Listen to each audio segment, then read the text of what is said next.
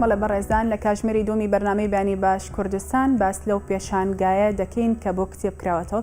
شەشەمین پێشانگای نێودەوڵەتی کتێب لە سلێمانی کراوەتەوە و ئەمڕۆ دووەمین ڕۆژی ئەو پێشانگایە بەڕێوەچێت باس لەوەکەین کە چەند ناوەند بەشداریان کردووە و زیاتر گرنگی بە چ کتێبێک دراوە ئایا ئەو ناوەندانی کە بەشداریان کردووە تەنها ناوەندی ناوخۆین یاخود بیانین تاوتوێن بابەتەکەین لەگەڵ میوانی ئەمڕۆی بەرنامەی بانی باش کوردستان ئەویش زۆر بەڕێز گوڵان میروان بەڕێوەبەری بازاڕسازی پێشانگای نێودەوڵەتی لە سلێمانی کە ئەمڕۆ لە بەرنامەی بانی باش کوردستان میوانە گوڵان خان زۆر بەخێر بێت. زۆر سپاس. سپاسکەم بەیانێ لەگەڵمان. سپاس بەیەوە بەیانیە و بینەرانی نارتیش باش. زۆر سپاس دەکەم. جا بە وردی باس لە پێشانگاکەکەین بەڵام راپۆرتێکمان ئامادەیە با پێکەوە بینەری و راپۆرتە بین کە تایبەت بە پێشانگای نێودەوڵەتی کتێب لە سلێمانی ئامادەکراوە. شەشەمین پێشەنگای نێودەوڵەتی کتێب لە سلێمانی بە نمایشکردنی 40,000 ناونیشان کرایەوە. سێ خوشکن و کڕینی کتێب ئەوانی هێناوەتە پێشەنگاکە. ئەوان باس لەوە دەکەن خوێندنەوەیان کردووەتە کولتوری خێزانەکەیان و بە هاوبەشی دەخوێندنەوە و گفتوگۆ لەسەر بابەتەکان دەکەن. هەریەکەمان حەزمان زیاتر بە بابەتێکە زیاتر چینە ناو تەوەرەیەکەوە بەڵام دابەش یەکەین حەزمان لەوەیەکە بۆنە ئەمیان زیاتر حەزی لە بابەتێکیان لە بابەتێکا قوڵ بۆتەوە ئێمەش بابەتەکەیەوە خوێنینەوە دواتر بێک و گفتوگۆی لەسەرەکەین کتێبە خوێنمەوە بە تەواوەتی 6 بۆ 7 ساڵە بێت لە مەکتەب بووم پێم وابێ ئەمان 5 ساڵە بێت هەر ساڵە دوای منە چۆنەڵێکە ئەو بینن حەزیان پێ بێ بەڵام هەرێکیان بابەتێکی خۆیان دۆزیوەتەوە. بەرون ناسی خوێنمەوە لەگەڵ ڕۆمانەکان زۆر تایبەتن لەم دەروون ناسیش پێویستە لەم سەردەمایە بخوێنیتەوە. لە پێشەنگاکەدا نوێنەری 12 وڵات و زیاتر لە 200 ناوەندی چاپ و پەخشی ناوخۆیی و دەرەکی بەشدارن. زیاتر لە 2000 کتێبی نوێژ نمایش کراون. بە چەندین زمانی جیاوازیش کتێب لە پێشەنگاکەدا دەبینرێت بەڵام زۆرترین پەڕاو بە زمانی کوردی و عەرەبی و ئینگلیزی نووسراون کە پێگاتوون لە سەرجەم بوارەکانی زانستی و وێژەیی و بوارە هونەریەکان. لە هەموو بابەتە جیاوازەکان کتێب لێرە هەیە هەر کەسێک کە بێوێت سەردانی پێشانگا بکات دڵنیا بێ لەوەی کە کتێبی دڵخوازی خۆی زۆر بە ئاسانی ئەدۆزێتەوە لەبەرەوەی وەکوتم 40,000 ناونیشانی جیاواز لە 12 وڵاتەوە هاتوون یعنی بیر و فکر و زهنی 12 وڵاتی جیاواز لێرە ئێستا بەردەستە. لە پێشەنگاکەدا گرنگی بەرچاو با کتێبی منداڵانیش دراوە زۆربەی ناوەندەکانیش با ڕێژەی لە سەدادا بۆ لە سەداسی داشکاندنیان بۆ کتێبەکانیان کردووە. تەجروبەمان کردووە زۆربەی دایک و باوکەکان یەن بۆ ئەوەی کتێب بۆ مناڵەکانیان هەڵبژێرن بە تایبەتی ئەوانەی هەمانە زیاتر ئێمە بواری چیرۆکە فێرکاریە لە تەمەنی 3 ساڵەوە هەمانە هەتا تەمەنی تقریبی 12 ساڵ و ئەوانە. شەشەمین پێشەنگای نێودەوڵەتی کتێبی لە سلێمانی بۆ ماوەی 10 ڕۆژی دیکە بەردەوام دەبێت و ڕۆژانەش لە کاتژمێر 10 بەیانی تاوەکو 6 ئێوارە کراوە دەبێت. ئیحسان سابیر NRT سلێمانی.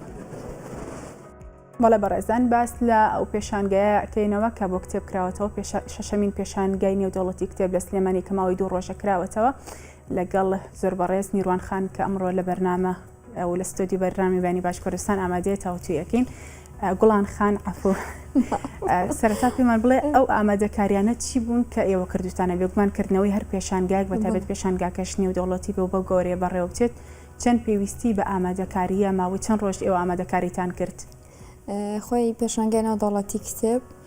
ئامادەکارێکی زۆری لە هەر پێشانگایەکی تر پێویستە ئەمە زنجیرەیەکی لەکدانەبڕاوە خولەکان بە دوای یەکەوە هەر لە دوای تەواوبوونی پێنجەمین خۆلی پێشانگای نێودەوڵەتی سلێمانی بۆ کتێب ڕاستەوخۆ دەسەکەن بە کارکردن و ئامادەسازی بۆ ساڵی داهاتوو بۆ ئەنجامدانی خولێکی تری پێشانگا لەبەرەوەی تەواوی ناوەند و دەستگاکان ئامادەکاریەکەن بۆ پێشانگا ئامادەکاریەکەش بریتە لە ئامادەکردنی کتێب و چاپکردنی کتێب بەشێک لەم کتێبانە لە دەروی کوردستان چاپەکرێن و نووسەرەکان وەرگێڕەکان و ناوەندەکان هەمویان خۆیان ئامادەکان بۆی بەرهەمە تازەکانیان لە کاتێکا چاپ بێت و ئامادە بێت کە نزیکە لە کاتی پێشانگا و لە هەر پێشانگای نمایشی بکەن هەر پێشانگا بە نزیکەی ساڵێک ئێوە وەکو ئامادەکاری بەڵێ بە دڵنیایی نزیک بە ساڵێکێوە وتم زنجیرەیەکی لێکدانە بڕاوە وەکو ئامادەکاری خۆشمانەکو دەستگای چاپ و پەخشی ئەتڵاس ئامادە سازی لە ڕووی کارە ئیداریەکانی کارە تەکنیکیەکانی کارە هونەریەکانی هەمووەمانە کاتێکی باشی پێویست باش ئەسێکی ئەومان بۆکەی کە ڕۆژانە لە کاشمێر چەنەوە کراوە هەوڵاتیان ناتوانن تا کاشمێر چەند سەردان بکەن و تا چەند ڕۆژیش بەردەوامە بێت پێشانگەن و دەوڵەتی سلێمانی بۆ کتێب بۆ ماوە 11 ڕۆژ بەردەوامە ڕۆژانە لە کاژێردەی بەیانی بۆ 6 ئێوارە دەرگاواڵە لە ڕووی خوێنەران و نووسەران و عاشقانی کتێب زۆر باش کێن زیاتر ئەوانەی کە سەردانی و پێشانگایەکە لە هەموو چین و توێژەکان تایەتی لە مناڵان لە گەنجان لە خانمان لە بەتەمەنەکان لە هەموو چین و توێژەکان بەبێ جیاوازی ئەمە یەکێک لە تایبەتمەندیەکانی پێشانگەی نێودەوڵەتی کتێبە چونکە لە هەر پێشانگایەکی تراکە ئەکرێتەوە تایبەتە بە توێژێکی دیاریکرا بۆ نمونە پێشانگای نێودەوڵەتی کشت و کاڵە ئەکیتەوە پێشانگایەکی تەخەسوسی ینی بە شێوەیەکی گشتی خەڵکی عام نایە بۆ سەردانی یاخود پێشانگایەکی تایبەت بە کارگەکانەکەیتەوە زیاترە و خەڵکانی کە معنین بەو بابەتە سەردانەکەن بەڵام پێشانگای نێودەوڵەتی کتێب ئەتوانم بڵێم ینی شتێکی نیشتیمانیە گشتگیرە بۆ هەموو چین و توێژەکانە بێت و هەموو چین و توێژێکی سەردانیەکە باش ئەوانەی کە سەردانەکەن ئەوانە زیاتر کەرخوایان خوێنەرن یان تازە دەست پێکەن نا ئەوانەی کە خۆیان خوێنەرن ئەگەر پێشانگاش نەبێ خوێنەری جددی بن هەر بە دوای کتێباگەڕێن خۆی ئەوەی گرنگە پێشانگای کتێب هەم ئەوانەی کە خوێنەرن هەمووانەی کە خوێنەریش نین کۆ ئەکاتەوە لەبەرەوەی جوڵەیەگە بە بابەتی کتێب و ئەبێ بە دەنگ و سەدایەک و جوڵەیەکە بەم ڕەوتە و ئەمە پرۆژەیەکی نیشتیمانیە لەبەرەوە ئەوانش کە خوێنەر نین ئەمە بە دەرفە دەزانن و سەردانی پێشانگاکەن زۆر باشە چەند گرنگی تانیاوە بە تەمەن بەرمنە بۆ مناڵێک کتێبێک دەست بکەوێت بۆ گەنجێک بۆ خوێندکارێکی زانکۆ بەڵێ بەڵام شتێکی لە ناوەند و دەستگا کوردیەکانە ئەتوانم بڵم ئەوەی ئێمە پێیان ئاشنان و کارمان لەگەڵا کردوون بە شێوەیەکی گشتی ناوەند و دەستگا کوردیەکان کەمترینیان لە یەک بوارە کارەکەن واتە خۆیان تەرخان کردووە بۆ بوارێک و لێک بوارە ئیشەکەن و لەو بوارە ئەنووسن یاخود کتێب چاپەکەن زۆربیان بابەتی گشتین ینی کاڵین گشتی هەموو شتێکەگرێتەوە ڕەنگە چەند کتێبێکی مناڵانیە بێت 12 کتێبی مناڵانی هەیە 20 کتێبی گەشەپێدانی مرۆیی هەیە لەولاوە سەیرەکەی بەڵام بەپی ئاستەکان ئەکرێت جیاواز بێ بەڵێ ناوەند و دەستگاشمان هەیە لە یەک بوار و یەک ڕەوتا ئیشەکە بەڵام بە شێوەیەکی گشتی ناوەند و دەستگا کوردیەکان زۆربیان لە بواری گشتیە ئیشەکەن بۆ ئێمە قورسە تۆ ینی جای بکەیتەوە بڵێ ئەم بەشەمان تەنها تایبەتە بە مناڵان هەرچەند ئێمە هەوڵی ئەوەشمان ناوە زۆربەی ناوەند و دەستگاکان ئەو بابەتانیان کە بۆ نمونە بە تایبەت بە مناڵانە لە یەک شوێناکۆیان بکەینەوە تایبەت بە بەجیانی مناڵان بەڵام بۆ بابەتەکانی تر ناتوانین ئەمە جیا بکەینەوە زۆر باشە بەشەکانتان جیا کردوێتەوە چەند بەش لە خۆوە گرێت هەموو بابەتانی بابەتی نووسین من و کتێبی لەسەر نووسرابێ لە ناو پێشانگای بەردەستە ئیتر بە هەموو جیاوازەکان بابەتی بازرگانیە بابەتی سیاسیە پەروەردەییە گەشەپێدانی مرۆییە فکر و فەلسەفەیە بابەتی ئاینی هەمووی بەردەستە کرێ بڵین هەنێک جۆری کتێب دیارترینە یا زۆرترین کتێب لە بەرمونە بابەتە ئاینەکان و کتێبانەی کە لەسەر ئاین نووسراون یا ئەو کتێبانەی کە زیاتر ڕۆمانەکانن یعنی جیاکراوەتەوە کە زۆرترین ڕێژی کتێب لە بوارەیە ناتوانین ئەمە جیا بکەینەوە بەڕاستی ماوەکو ڕێستۆرانتێک وایە یعنی چۆن کەسێک یەتە ڕێستۆرانتێک کە هەر یەکەوە بە حەزی خۆی بە خواستی خۆی خواردنەک داواکەوەی خۆ پێشانگای کتێبیش بۆ جۆرێ هەموو جۆرە کتێبێکی دیە بەڵام هەر کەسێک هاتەوەی بە خواستی خۆی کتێبی دڵخوازی خۆی هەڵەبژێرە زۆر باش بزانانی چەند ناوەند بەشداریان کردووە 200 ناوەند و دەستگا بەشداریان کردووە ئەم 200 ناوەند و دەستگای لە 12 وڵاتی جیاوازەوە هاتوون کەواتەر ناوخۆینی نانە خێر نێودەوڵەتیە ئەگەر هەر ناوخۆی بێ و کاتە پێشانگایەکی لەقاڵیە پێشانگایەکی نێودەوڵەتیە لە 12 وڵاتی جیاوازەوە هاتوون وکوتم 200 ناوەند و دەستگان زۆر باش دیارترین وڵاتانی کە بەشداریان کردووە کوێ بوون دیارترین وڵاتانە وڵاتی میسر عراق ئێران تورکیا و سووریا ئیمارات و دانیمارک و چەند وڵاتێکی تریش سعودیە کوردستانیژان چەندین شوێنی تریش بەشداری کردو زۆر باشە خۆمان نەزانین زیاتر و کتێبانەی کە دەستەکەون یانەوە تا کوردینیان عەرەبی ئینگلیزی هەیە بە زمانێکی جیاوازتر نووسرا بێت و خوێنەری هەبێ لە هەرێم بەڵێ بە زمانی تری شەمانە بەڵام وەکوتت زمانی سەرەکی کوردی و دوای ئەوە ئینگلیزی و ئێستا گەر دیقەتیش بن هەم لە ناو پێشانگام لە دەرەوەی پێشانگا ژمارەیەکی زۆر لە کتێبخانەوە ناوەند و دەستگا تەنها کتێبی ئینگلیزی چاپەکەن یا خودکار لە سەراواناکەن ئیش بە حکومەوەی کە جیلی تازە زیاتر گرنگیە بە تایبەت گەنجان گرنگیان بە زمانی ئینگلیزی و دواتریش بە زمانی عەرەبی بە زمانەکانی تریش ئەمانە بە زمانی فارسی بۆ نمونە بە زمانی تورکی بە پلەبەندی لە دوای و دوو زمانی ئینگلیزی و عەرەبی فارسی و تورکیت و بە زمانی تریش ئەمانە بەڵام ئەمە ڕێژەیەکی زۆر نییە لەبەرەوەی خوێنەری زۆر نییە. باش ئەتوانین بڵین لەو پێشانگایە هەموو جۆرە کتێبێکیان هەموو سەرچاوێکی دەسەکەوێت بەتایبەت بۆ خوێندکارانی زانکۆ زۆر کاتەبینین کێشەی دەستنەکەوتنی سەرچاوی زانستی بەڵێ ئێمە هەوڵی تەواوی ئەومانەوە ئەمە بابەتێکی گرنگە بەلای ئێمەوە خولدووە خولی پێشانگا کارمان لەسەرەوە کردو کە زۆرترین سەرچاوی جیاواز بە تایبەت بۆ ئەوانی کە بابەتێکی تایبەتمەندیانەوەی خوێندکارانی زانکۆ بێتە ناو پێشانگاوە حتا ئێمە دەرگامان واڵا بۆ چەندین ناوەند و دەستگاهتە لە ڕێی وەزارەتی ڕۆشنبیری داوامان کردووە گەر ناوەند و دەستگایەک لە دەرەوەی هەرێمی کوردستان ئەزانن کە سەرچاوی زانستی گرنگی پێ لە هەر شوێنێکە لە هەر وڵاتێکە ئێمە ئەتوانین حتا حەدی بێبەرامبەر شوێنی بین و ئاسانکاری بۆ بکەین تەنها لەبەر ئەوەی ئەمە لەبەر خزمەتی خوێندکارانی زانکۆ بە تایبەت وە خەڵکی خۆمان کە سەردانەکە و تەنهاوی بێتە ناو پێشانگاوە ینی هەموو ڕێکارانمان کردووە بەڵام بە خۆشحاڵی ئەم ساڵ زانکۆی سلێمانی خۆی لەگەڵمانە بەشدارە و خۆیان بە چەندین سەرچاوی جیاواز لەگەڵمان بەشدارن کە کتێبەکانیان بەردەستە. زۆر باش ئەو ناوەندانەی کە بەشدارن ئەبێ خۆیان داوا بکەن یا پێشنیاری ئەو بکەن بۆ ئێوە کە بتوان بەشداری بکەن یان ئێوە پێشنیاریان بۆکەن دوولایەنێ بەڵێ بەنسبەت ناوەند و دەستگا ناوخۆییەکان وەکوتم ینی ئاشنایەتێکمان دروست کردووە مە زنجیرەیەکی لەکدانە بڕاو حتا ئەمە بۆردی ڕخستنی پێشانگامان هەیە کە نوێنەرێکی ناوەند و دەستگاکانیش لەگەڵمانان لە ڕێخستنی کاروباری پێشانگایە بۆیە هەم ئێمە پێیانەڵین هەم ئەگەر شوێنێک کتێبخانەیەک تازە بێت و ئێمە نەزانین و ئاگادار نەبین ئەوان بێ ماڵێن کە ئەیانەوێ بەشدار بن. باشە ئەگەر نووسەرێک خۆی کتێبێکی هەبێ بەڵام پێی خۆش بێ کە بی بات لەو پێشانگایە عرض بکرێت ئەو کات چی بکات ئەگەر لە هیچ ناوەندێک داینە نابێت ئەگەر لە هیچ ناوەندێک ئەمە بە دوو سێ شێوازەکرێت بەڵێ ئەگەر نووسەرێک خۆی کتێبەکەی چاپ کردووە لەسەر ئەرکی خۆی چاپی کردووە بیاوێت لەوێ بەشداری بکە ئاساییە لەبەرەوەی هەر کتێبەکە لێرە چاپەکرێت ژمارەی سپاردن لە وەزارەتی ڕۆشنبیری حکوومەتی هەرێمی کوردستان وەرەگرێت و لە ڕووی یاساییەوە توانێت بەشداری لە پێشانگایە بکات ئەتوانێت شوێنێ وەربگرێت بۆ خۆی بەڵام ئەمە بۆ نووسەرێک کە یەک بابەتی هەبێ قورسات یەک ناونیشان یەک کتێبی هەبێ حتا ئەگەر دوان وسیانی چواریشی هەبێ قورسە لەبەرەوەی تۆ 11 ڕۆژی پێشانگا ئەمە کتێبێک ئەگەر 1000 دانەشی لە چاپ کردبێت خۆ یەک ناونیشان بۆ پێشانگا کەمە بەڕاستی بۆ خۆی قورسە لەبەرەوە زۆربەی ئەو کاتانە ئێمە ڕێنماییانەکەین کە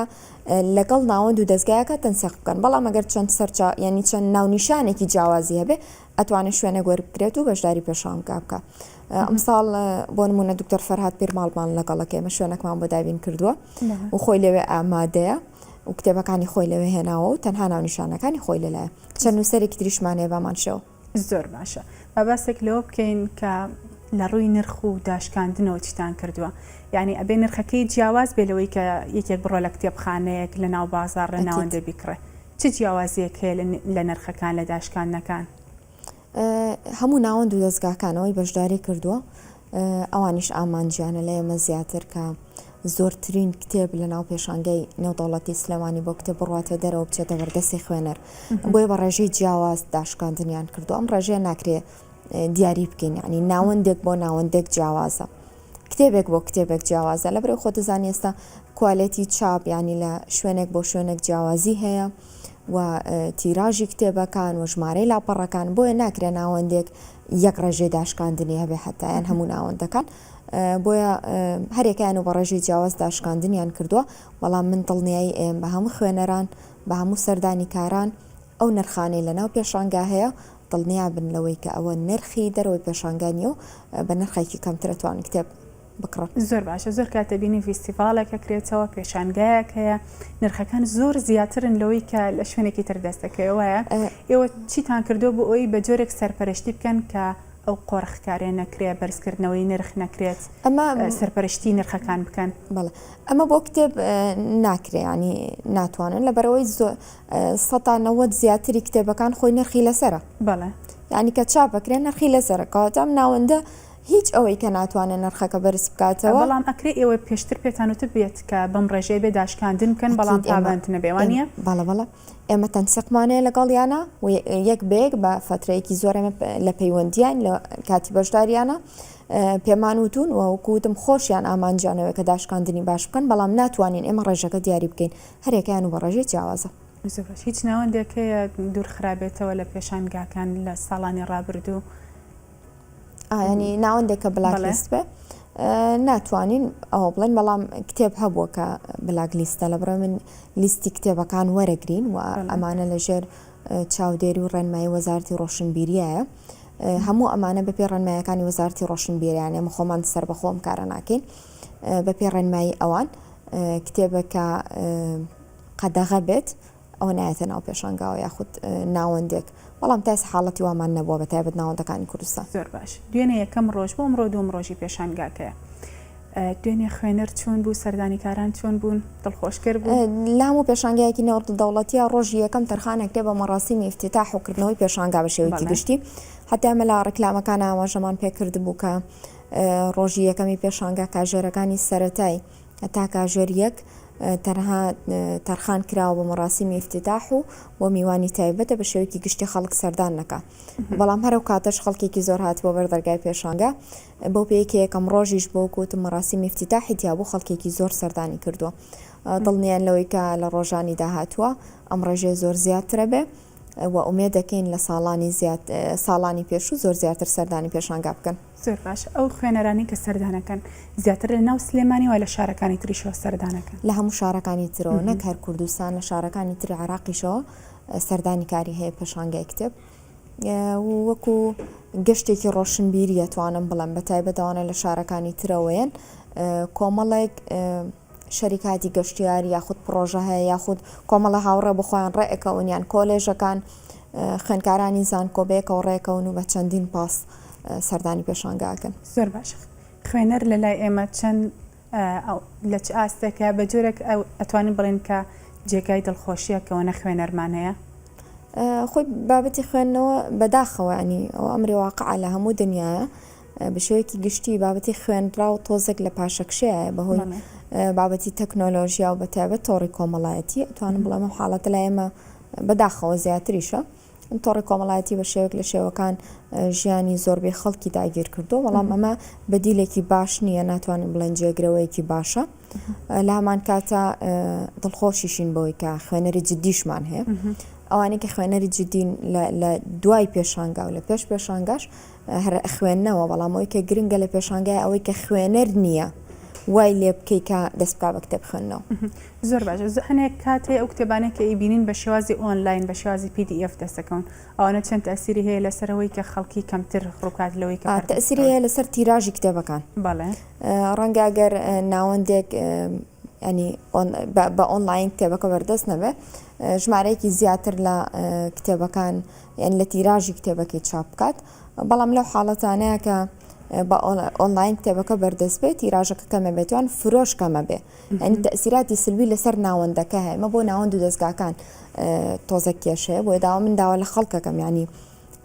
ڕاستە سوود لە ئۆنلاین یاخود لە کتێبی PDF وەرەگرن بەڵام کتێبەکە بە واقعی ینی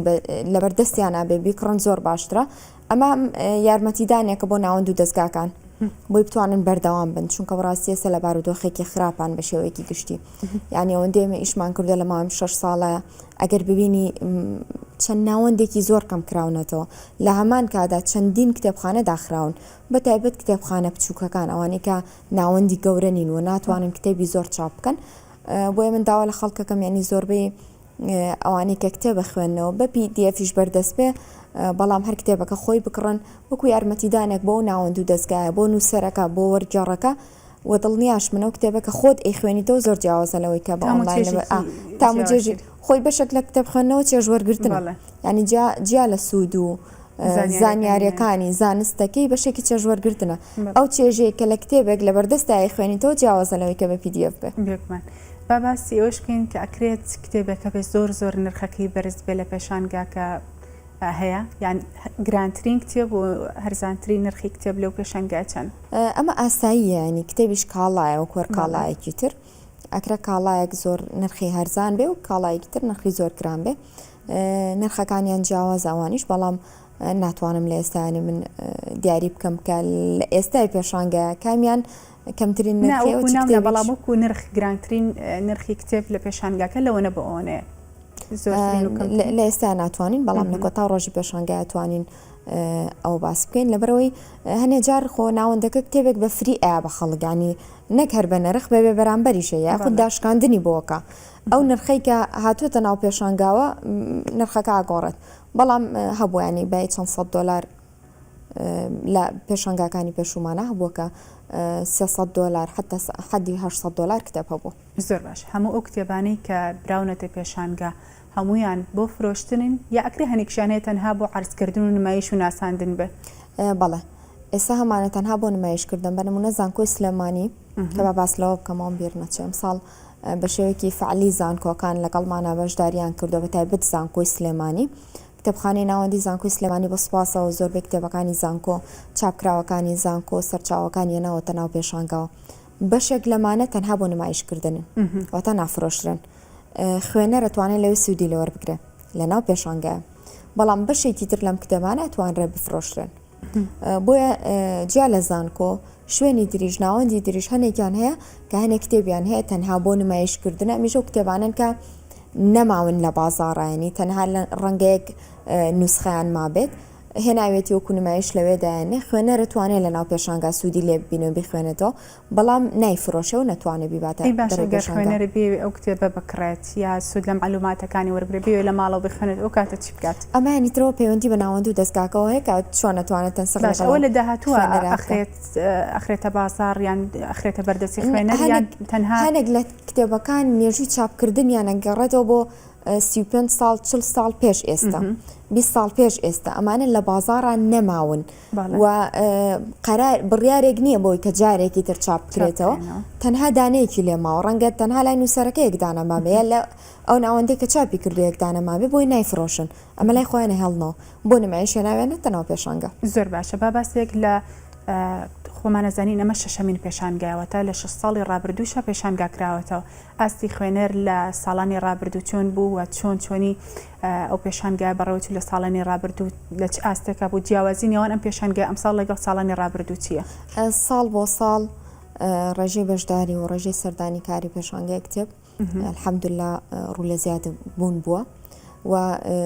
مستەوای پێشانگای کتێبیش خول لە دوای خول بەرەو پێشەوە چووە ئێمە 6 ساڵە بە بەردەوامی هیچ خولێک ڕانەوەستا حتا لە ساڵی کۆڕۆنا شار بەردەوام بووین ساڵ بۆ ساڵەمە بەرەو پێشەوە چووە الحەمدوللا. دەستەکانم خۆش بێ گوڵان ئەگەر شتێکە بێ لە کۆتای باسیەوەت کرد جیاوازی پێشانگای ئەم ساڵ لەگەڵ خولەکانی تر کۆمەڵێک جیاوازی دیار هەیە کە دوێنێش باسمان کردووە یەکێک لەوانە ئەم ساڵ کۆبۆنی کڕینی کتێبمان هەیە بە سوپاسەوە بەدەست پێشخەری ژووری بازرگانی پیشەسازی سلێمانی ئەم ساڵ ڕاگەیاندنێکیان لە ناو بازرگان و سەرمایەدارانی سلێمانی کوردستانە کردو بۆی کە هاوکار بن لە کڕینی کۆبۆنی کتێب. ئەم کۆبۆنە هەر کەسێکی کڕێر بازرگانێر سەرمایەدارێکە ئیکڕێ لای خۆیەتی بەعادەدێکی باش و خۆی سەرپشکە لەوەی کە ئەیا ئایا بە قوتابخانەکان بە خوێندنگەکان بە خزم و کەسوکاری بە دۆست و ئاشناکانی وەکو هەدیەک پێشکەشیانەکە بڕی هەر کۆبۆنێک بڕی 10,000 دینارە و ئەتوانێت لە هەر ناوەند و دەستگایەکی بەشداربووی ناو پێشانگا بەوێ جیاوازی بە بای 10,000 دینار کتێب بکڕێ. دەستەکانە خۆش بێ گوڵان خان زۆر سپاس کە ئەم بەیانێ لەگەڵمان بووی سپاس بۆ گوڵان نیروان بەڕێوەبەری بازارسازی پێشانگای نێودەوڵەتی کتێب لە سلێمانی کەم بەیانە لە ستودیۆی بەیانی باش کوردستان لەگەڵمان سپاس بۆ زانیاریەکان. بەڵێ بەڕێزان تەواوی بەرگەوە بابەتەکانی ئەمڕۆی بەرنامەی بەیانی باش کوردستانتان پێشکەش کرا بەو هیواین کە سووتان لە تەواوی بەرگەوە بابەتەکانی ئەمڕۆی بەرنامەی بەیانی باش کوردستان بینی بێت تاوەکو سبەینێ و پێتانەگەینەوە هەر شاد و بەختەوەر بن خواتان لەگەڵ.